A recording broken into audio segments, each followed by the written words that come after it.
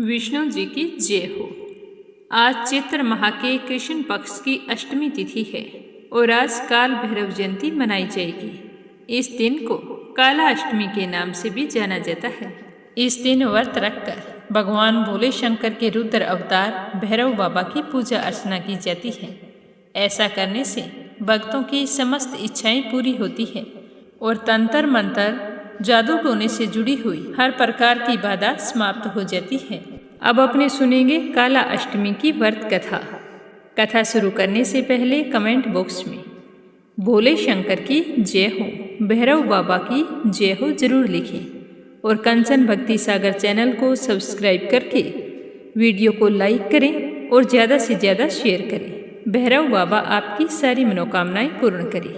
पौराणिक कथा के अनुसार एक समय की बात है कि ब्रह्मा, विष्णु और महेश इन तीनों में श्रेष्ठ होने की बात को लेकर कहा सुनी हो गई।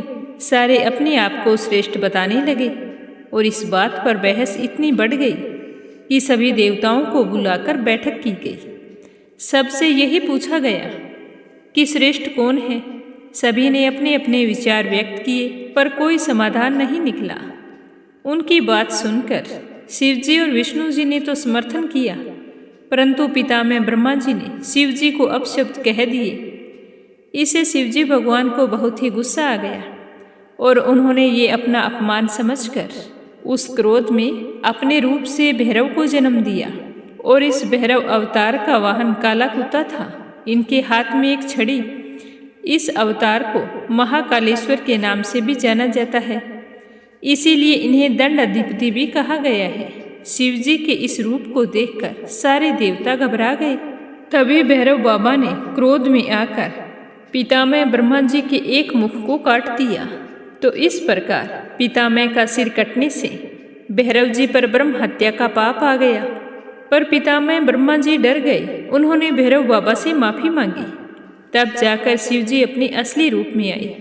फिर ब्रह्म हत्या के पाप से मुक्ति पाने के लिए भैरव बाबा पितामह का वो सिर हाथ में लेकर कई वर्षों तक भिखारी की तरह घूमते रहे।